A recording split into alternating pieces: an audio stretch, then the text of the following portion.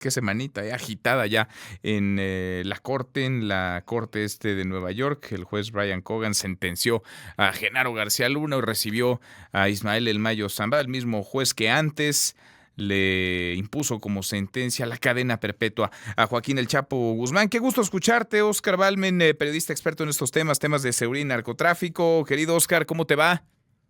Querido Manuel, todo muy bien, gracias, muy buena tarde, saludos a la audiencia. Gracias por platicar con nosotros. Se ve difícil y con muchos obstáculos el camino del Mayo Zambada allá en los Estados Unidos, Oscar.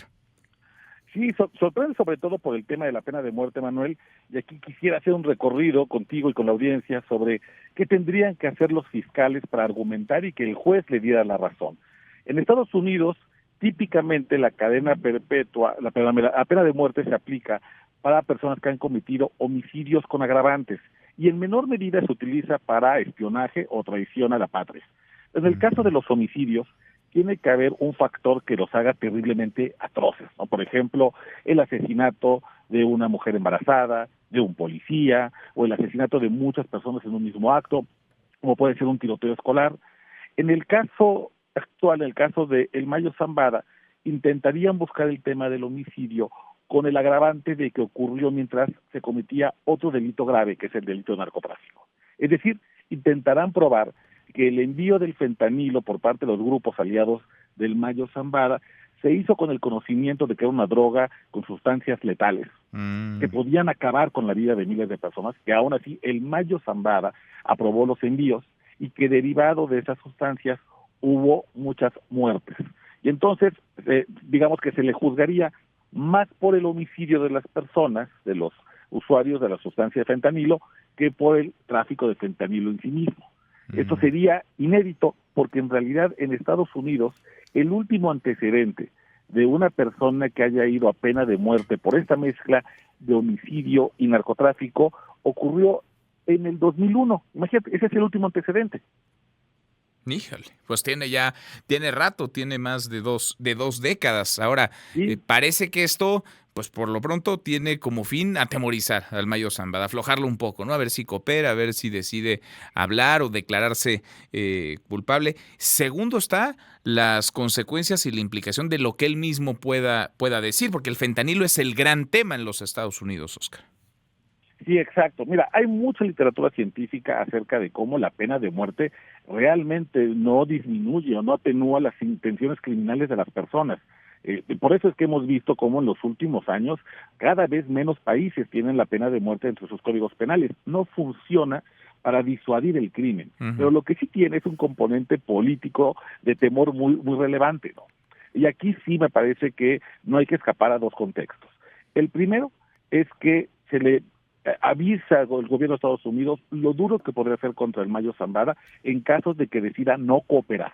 Esta es la forma de decir, vamos a ir hasta el más extremo de las posibilidades, vamos a explorar incluso que esa se te pueda aplicar si el Mayo Zambada decide no seguirse como un testigo cooperante.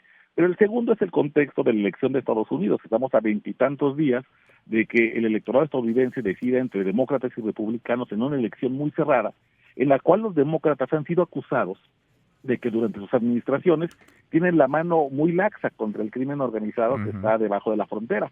El propio Donald Trump ha dicho que en caso de que llegue a la presidencia, pues pondría una mano durísima, incluso una intervención militar no estaría descartada hacia México. Fíjate qué locura, para detener a los cárteles de las drogas, los que envían fentanilo. Así que por supuesto que el mensaje de que una administración federal vea con buenos ojos la pena de muerte contra un narcotraficante tan legendario como es el Mayo Zambada, en una elección en la que se va a definir casi voto por voto, pues tiene una intencionalidad evidente. Sin duda. Yo te diría que esos son las dos cosas que veo. No es una certeza que se le vaya a dar una pena de muerte al Mayo Zambada.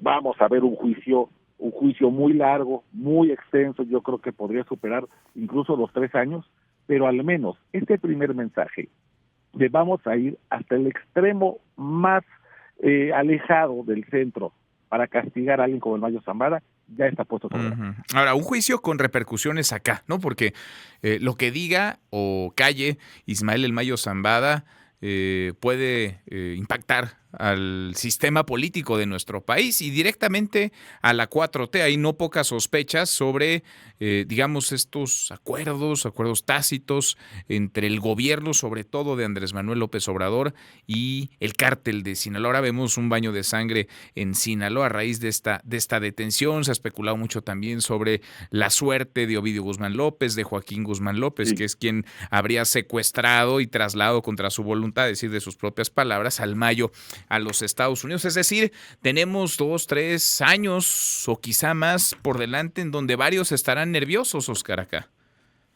Sí, muy nerviosos, claro. Pensamos en el presidente López Obrador por los reportes que ha habido periodísticos, los reportajes de ProPública, por ejemplo, donde señalan el presunto financiamiento a sus campañas presidenciales por parte del cártel de Sinaloa.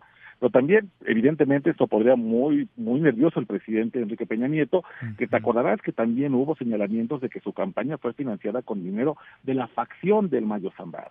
Y esto, pues claro, golpea a la actual presidenta, Claudia Sheinbaum, porque va a tener que hacerle una especie de vuelta a los rumores, a las posibles declaraciones que liguen a su partido con el dinero sucio del crimen organizado. Tiene este impacto político que sí, yo creo que va a tener nervioso a mucha gente por un buen rato, pero también tiene una implicación durísima en cuanto a la seguridad pública. Hoy llegamos a 38 días, Manuel, en el que Sinaloa hila al menos un homicidio cada día. Sinaloa pasó de tener en promedio homicidio 1.5 al día y hoy tiene aproximadamente 7 al día, producto de la guerra de la decisión entre los Chapitos y el Mayo Zambada. Yo no sé si los Chapitos y Joaquín Guzmán López imaginó que al entregar al Mayo Zambada, una de las posibilidades sería la inyección letal contra su padrino, contra el amigo y fundador del cártel de Sinaloa de su padre. Y en caso me parece que si esa posibilidad avanzara, en la medida que se podría materializar, que el Mayo fuera ejecutado en Estados Unidos producto de esa traición, yo no quiero pensar cómo se va a poner Sinaloa, cómo se puede poner Durango, Chihuahua, Colima, todos los estados donde el grupo del Mayo Zambada y de su hijo el Mayito Flaco tiene una presencia importante. Entonces, yo creo que sí, por supuesto, no esperábamos esto. Esto sí es una sorpresa que se pensara al menos como una posibilidad la pena de muerte, y creo que esto agrava y amplía las consecuencias de la detención del Mayo Zambada. Sin duda, pues de pronóstico reservado lo que pueda venir en los próximos meses, quizá en los siguientes años. Abrazo grande, gracias como siempre, gracias Oscar. Un abrazo, Manuel, muy buena tarde. Muy buenas tardes, Oscar Balmen, periodista experto en estos temas de seguridad y narcotráfico. ¿Qué pasará con el Mayo? ¿Qué dirá? ¿Qué callará? ¿A quién salpicará con sus dichos? Con lo que se escuche en el juicio, si es que hay juicio allá en Nueva York, lo sabremos más pronto que tarde.